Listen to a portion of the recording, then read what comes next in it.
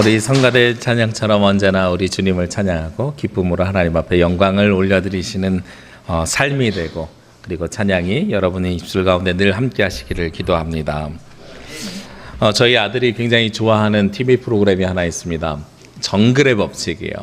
일주일에 그 하루를 너무나도 손꼽아 기다립니다. 왜 좋아하는가 봤더니 그 정글에서 너무 살고 싶다 그래요. 그 삶이 얼마나 힘들고 고통스러운 삶인 줄 모르고 그냥 TV에서 보여지는 것을 보면서 재밌고 즐거움만 보이나 봐요. 그런데 제가 옆에서 어느 날 같이 보다 보니까 그 정글에서 살아가는 삶이 참 쉽지 않다는 걸 몸으로 느꼈던 적이 있어요. 뭐냐면 자막에 그런 글씨가 나오는 거예요.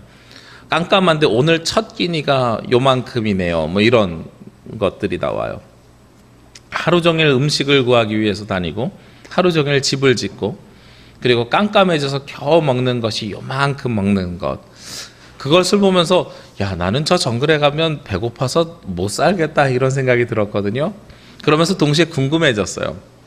저 정글에서 살아가는 저 사람들의 삶의 모습과 양식이 어쩌면은 과거에 우리가 농사 짓기 이전의 삶의 모습이고, 과거에 우리가 도구가 발견되기 이전의 삶의 모습이었을 건데, 옛날 사람들도 하루 3끼를 먹고 살았을까? 갑자기 이게 궁금해지는 거예요.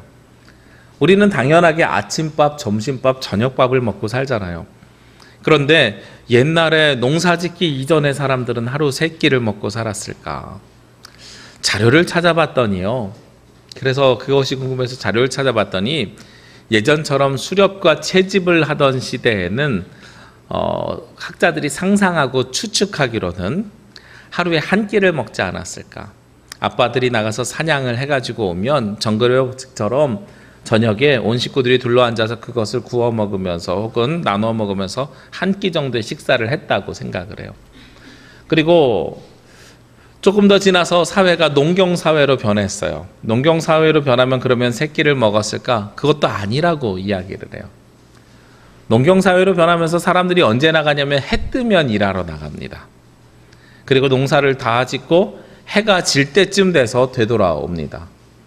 왜냐하면 해 떠야 삶이 시작되고 해가 지면 할 수 있는 것이 없어요. 요즘처럼 전기가 있는 게 아니니까요. 그러니까 나가기 전에 밥 먹고 갔다 와서 밥 먹었을 거라는 거예요. 그래서 문화인류학자들이 추측하기로는 2끼 정도 식사하지 않았을까 하는 생각을 합니다. 그런데 2끼를 가지고 식사를 하다 보니까 중간에 힘이 붙일 때들이 있는 거예요. 그러니까 점심시간을 따로 정해놓은 것이 아니라 중간에 참이 들어오기 시작했어요. 그래서 아침밥 먹고 나가서 일하다가 참을 먹고 마무리하고 돌아와서 저녁밥 먹는 것. 그래서 2끼 플러스 간식 하나가 생겨나게 된 거죠. 그러다가 시계라는 것이 생기니까 우리가 요때쯤 같이 밥을 먹어야 되겠다. 아침밥을 먹고 점심에 요 정도 중간쯤에 한번 쉬어서 식사를 하는 것이 효율적이겠다, 능률적이겠다. 이래서 점심시간이 만들어진 거라는 거예요.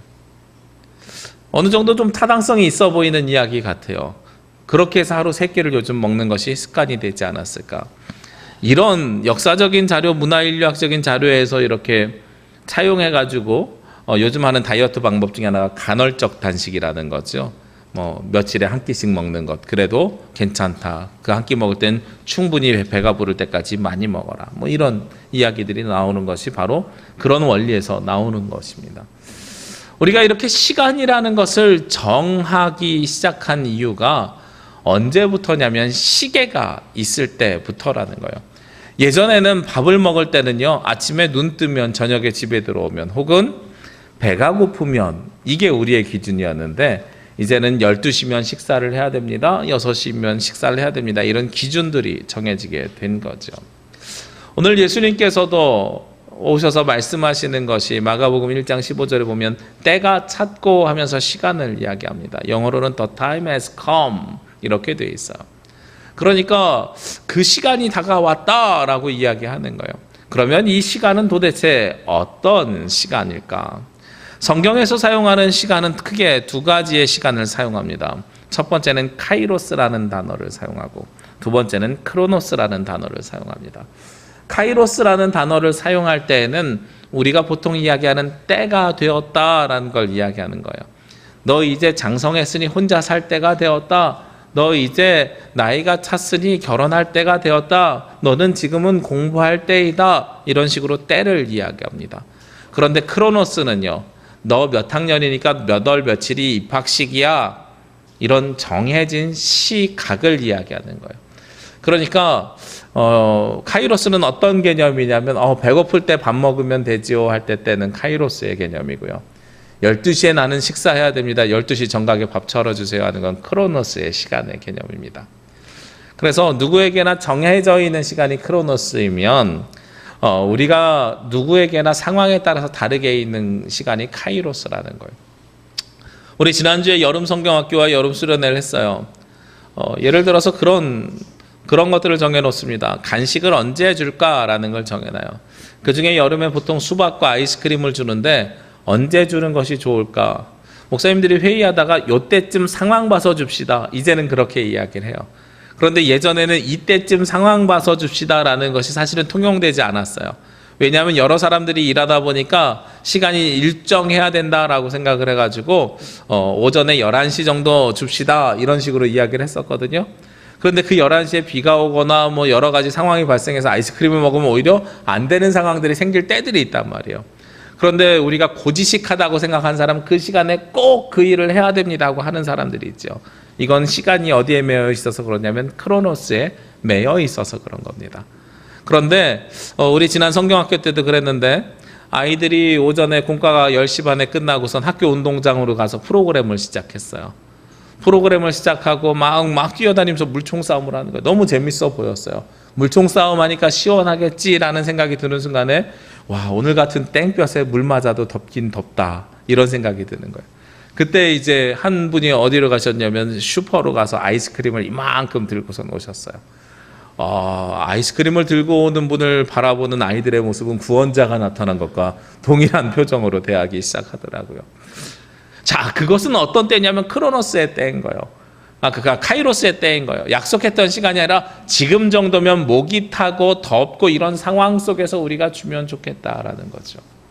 예수님께서 이 땅에 오셔서 처음으로 하신 말씀이 때가 찼다라는 겁니다. 하나님 나라가 가까이 왔다라는 이 하나님 나라를 선포하는데 그 하나님 나라가 이제 도래할 때가 되었다라는 것을 이야기하는 거예요. 이것은 몇 년도 몇 월 며칠 이것을 이야기하는 크로노스를 이야기하는 것이 아니라 이제 우리가 복음을 들어야 할 상황이 되었다라는 것을 이야기하는 거예요. 그러니까 카이로스적인 때를 이야기하는 것입니다. 제가 이 말씀을 준비하면서 보다가요, 이 카이로스의 때가 너무나도 소중한데 이 때를 그러면 어떻게 우리가 구별하는가? 사실은 그 때를 구별하는 건 우리가 감각이에요. 무슨 환경과 조건 뭐가 되고 시간이 몇 시가 되고 그런 카이로스가 아니죠. 크로노스죠. 그때는요, 내가 판단하는 것이 아니고 하나님께서 주시는 것이고 내가 판단하는 것이 아니고 내 상황이 나를 만들어서 이끌어서 끌고 가는 것이 바로 그때입니다. 그때가 다다랐다는 거예요. 근데 그때는 누구에게 오게 되냐면 보니까 준비된 사람들에게 오게 되더라고요. 하나님 나라 복음이 선포되는 때는 아무에게나 오는 것이 아니라 이미 준비된 사람들에게 그때가 도달하게 되어져 있더라는 겁니다. 마찬가지지요. 대학에 들어가는 사람은 고등학교 때 준비된 사람에게 대학에 들어갈 수 있는 기회가 생깁니다. 결혼을 하려고 하면 남녀 간의 사랑이 있어야 됩니다. 몇 년도 몇 월 며칠 나는 결혼할 거야 라는 걸 정해놓는다고 해서 결혼하게 되는 게 아니에요. 제가 중고등학교 때 수련회 가가지고 친구들이랑 밤에 이야기하다가 무슨 얘기하냐면 나는 고등학교 졸업하면 바로 결혼할 거야. 나는 빨리 아기 낳아가지고 우리 아들들이랑 재밌게 놀고 싶어. 이런 이야기를 했었던 적이 있어요. 그러면서 친구들한테 나 고등학교 졸업하고 첫 번째 5월 5일 어린이날에 결혼할 거니까 너네 그날 다 시간 비워도 이 크로노스적인 이야기거든요. 근데 제가 그때 결혼했겠어요? 못했죠. 그 뒤로 한 10년은 여자친구가 없었는데 어떻게 결혼을 해요? 네. 누군가가 있어야 되고 사랑이 있어야 되고 준비된 상황이 있어야 돼요. 그러니까 카이로스적인 때가 만들어져야 그 다음에 크로노스적인 시간의 때가 정해지는 거죠. 예수님께서 이야기하신 이 카이로스의 때도 마찬가지입니다. 하나님 나라가 오기 전에 하나님 나라의 복음을 받아들이기 위해서는 먼저 준비되는 단계가 있어야 되는 거예요. 오늘 말씀 마가복음 1장 1절 말씀에 보니까 말씀이 이렇게 시작됩니다. 하나님의 아들 예수 그리스도의 복음의 시작이라. 하나님의 아들 예수 그리스도의 복음이 이때 시작이 되었어요. 예수님이 때가 차매라고 이야기할 때 시작된 게 아니라 이미 그 이전부터 시작이 되었다는 거예요. 그 이전에 무엇부터 시작이 되었냐면 2절에 보니까 선지자 이사야의 글에 보라 내가 내 사자를 내 앞에 보내노니 그가 내 길을 준비하리라. 예수님이 이 땅에 오신 걸로 하나님 나라의 복음이 시작된 게 아니라요. 그 이전에 준비하는 사람이 있었다는 겁니다. 그리고 그것부터가 시작이라고 여기는 거예요. 그 시작이 무엇을 준비했냐면 3절에 보니까 광야에 외치는 자의 소리가 있어 이르되 너희는 주의 길을 준비하라 그의 오실 길을 곧게 하라. 그러니까 먼저 세례 요한이 이 땅에 와서 광야에서 예수님께서 오실 길을 준비하는 것, 이것이 무엇의 시작입니까? 예수 그리스도의 복음의 시작이라는 거죠. 제가 중고등학교 다닐 때요, 친구들이랑 토론하는 걸 되게 좋아했어요. 우리 교회는 토론 문화가 굉장히 발달돼 있었어요. 그런데 토론을 하면서 앞에 예배 전에 하는 찬양의 명칭을 놓고서 아주 심도 있게 토론을 했던 적이 있어요. 준비 찬양이다. 아니다. 그 찬양부터 시작이니까 준비 찬양이 아니라 예배 찬양이라고 해야 된다. 아니야. 그러면 예배 시간이 11시인데 그 전에 하면 안 되잖아. 뭐 이런 논의들이 있는 거예요. 우리 교회 같은 경우도 10시 40분에서 45분 사이에 찬양이 시작이 됩니다. 근데 주보에는 예배 시간이 11시라고 딱 써 있어요. 그러니까 그 논리를 가지고 11시의 시작이니 시작 전이니 준비다라고 이야기하는 관점이 있고, 아니야. 찬양으로 시작하는 거니까 그것은 예배 찬양이야 라고 이야기했던 관점이 있어서 아주 첨예하게 대립했어요. 양쪽의 논리가 다 맞아요. 그런데 무엇이 성경적일까요? 예수님이 때가 찼다, 하나님 나라가 가까이 왔다라는 말씀하시기 이전에 보니까 예수 그리스도의 복음의 시작이다라고 이야기하면서 무엇부터 시작이라고요? 예수님을 준비하는 것부터. 그것이 준비도 그 예수님 나라 복음의 사명에 포함되어 있는 거예요. 그러니까 준비하는 것, 이것도 굉장히 중요한 시작점인 거죠. 그러니까 우리가 준비 찬양이라는 말이 시작전이라는 것이 아니라 준비하는 것도 우리가 시작하는 것이다 라는 동일한 개념을 가질 수 있어야 되는 거예요. 그게 바로 성경적인 이야기입니다. 오늘 이 마가복음에서 예수 그리스도의 복음의 시작이라고 이야기하는 것은 이유가 있습니다. 성경의 구약이 태초에 하나님이 천지를 창조하시니라 하면서 창세기 1장 1절로 시작돼요. 이것은 하나님의 창조 사역의 시작입니다. 하나님이 세상을 만들어감의 시작입니다.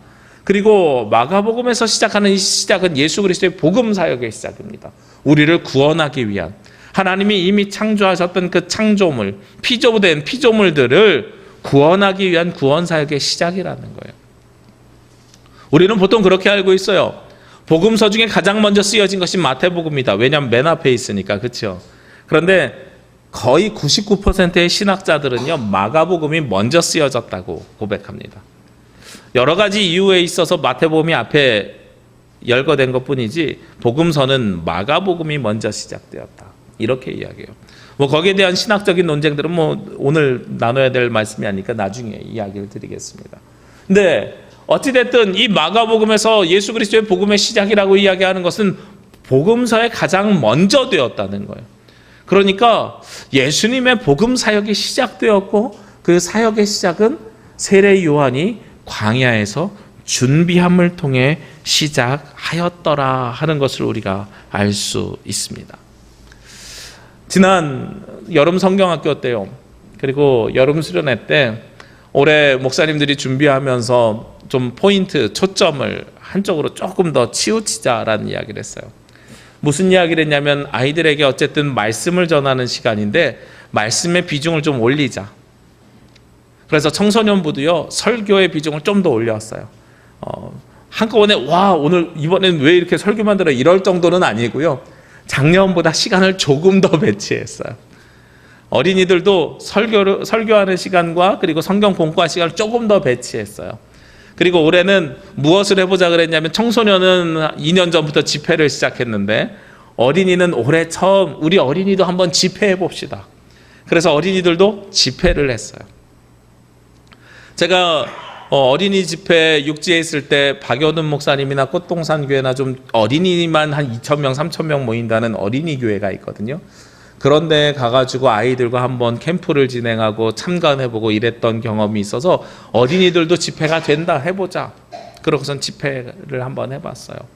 근데 이제 그 집회에 갔을 때 제가 동의하지 못하는 몇 가지가 있었어요.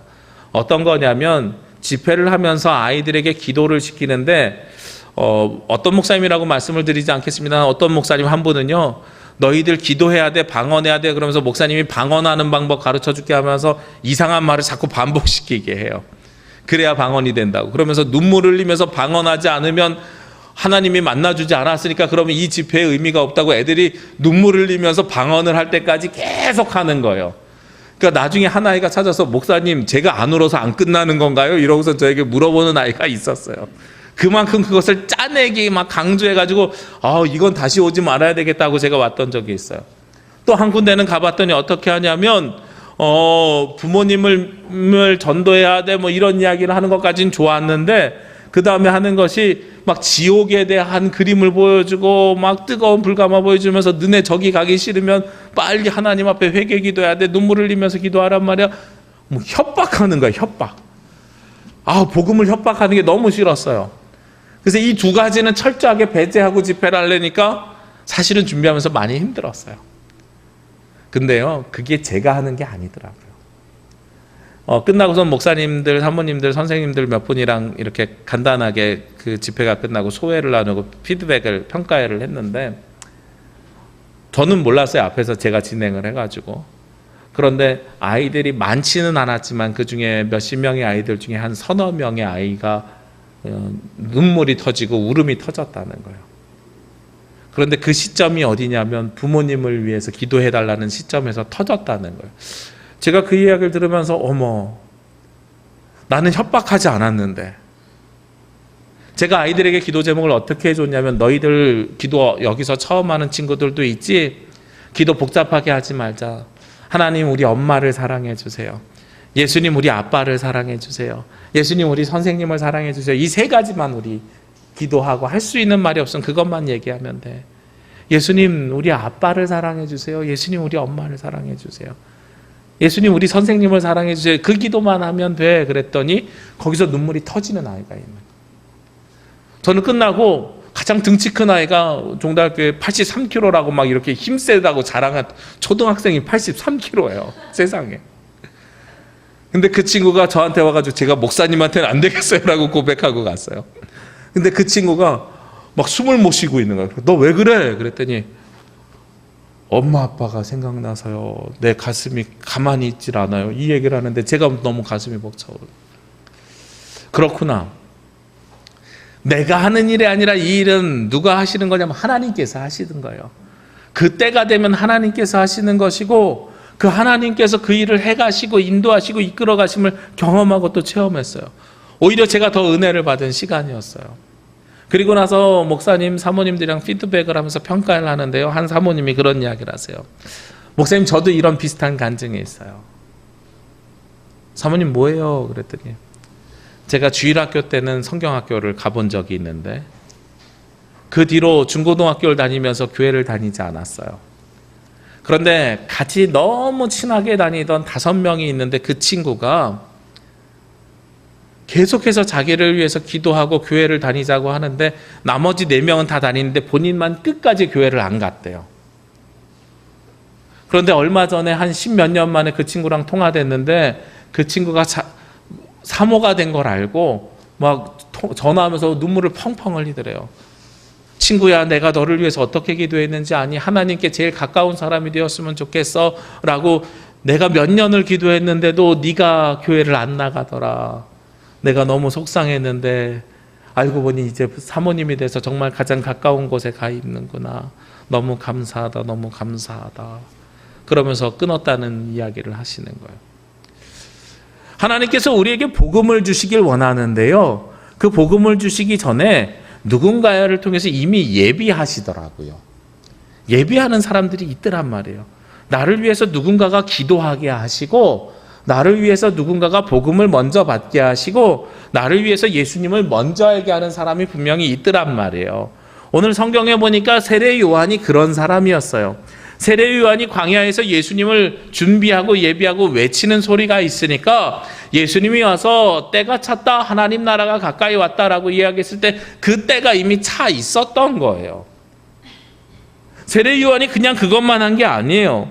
오늘 말씀 4절을 5절 말씀해 보니까 세례 요한이 광야에 이르러 죄 사함을 받게 하는 회개의 세례를 전파하니 온 유대와 지방과 예루살렘 사람이 다 나아가 자기의 죄를 자복하고 요단강에서 그에게 세례를 받더라. 그냥 세례를 준 게 아니라 회개의 세례를 줬대요.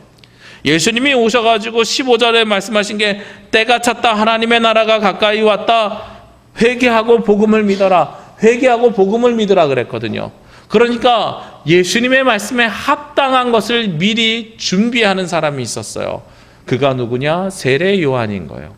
그리고 그 준비가 되어져 있는 과정 속에서 예수님께서는 준비가 되었으니 이제 때가 찼구나 하고 말씀을 선포하기 시작하십니다. 마찬가지 일이 우리 가운데 일어나고 벌어져야 되는 것 같습니다.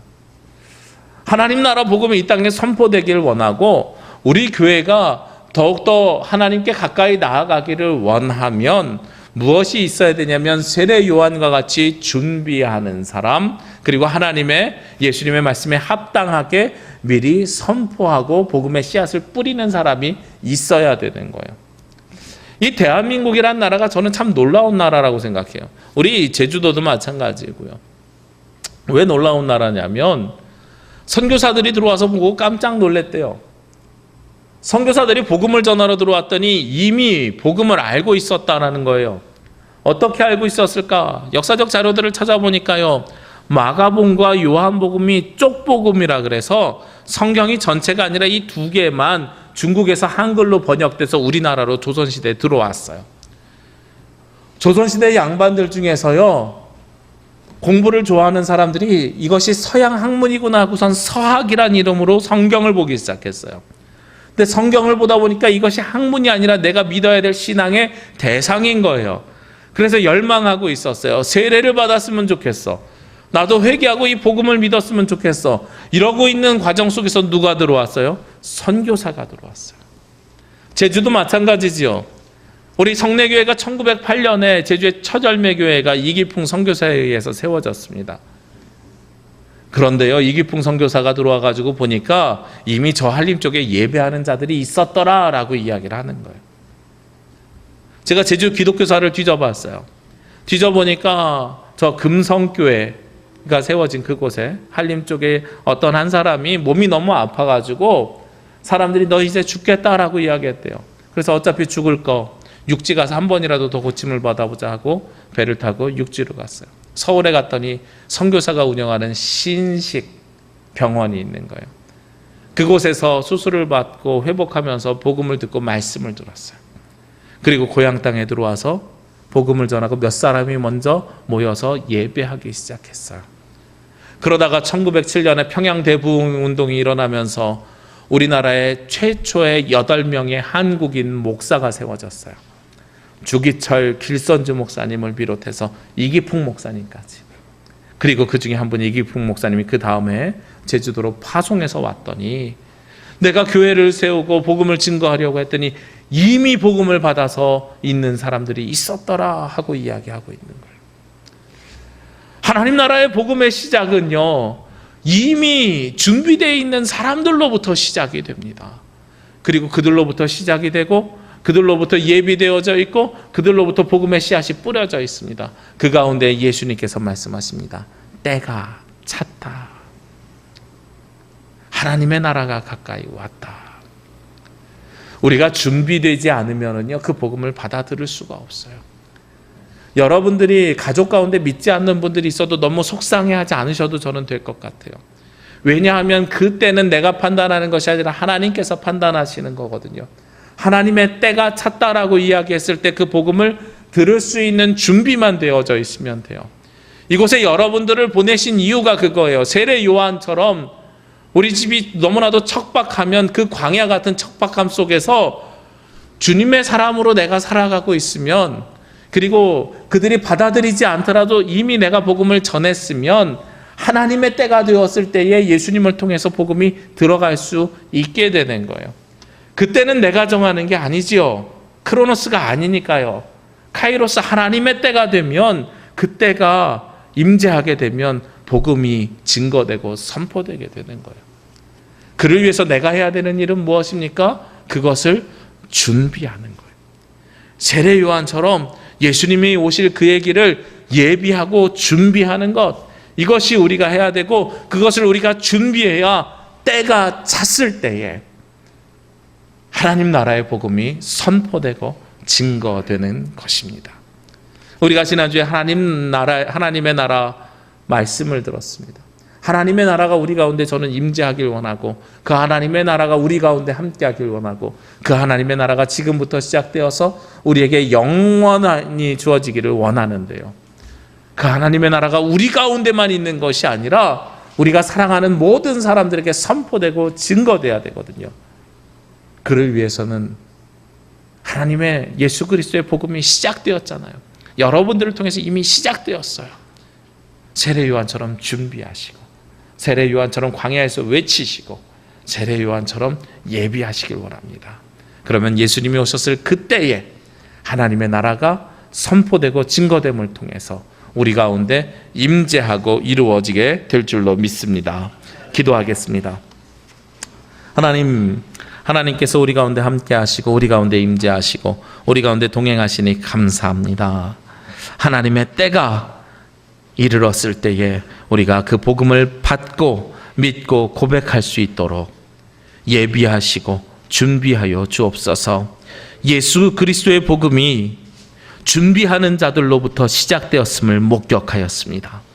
우리도 예수 그리스도의 복음을 받아들인 자로 때가 차기를 기다리는 자가 되게 하여 주옵시고, 예비하는 자 되게 하시고 준비하는 자 되게 하여 주셔서 우리를 통해 가정의 변화가 일어나게 하시고, 우리를 통해 주변 사람들의 변화가 일어나게 하시고, 우리를 통해 하나님 나라가 증거되고 선포될 수 있도록 인도하여 주시옵소서. 이 모든 말씀 예수님의 이름으로 기도합니다. 아멘.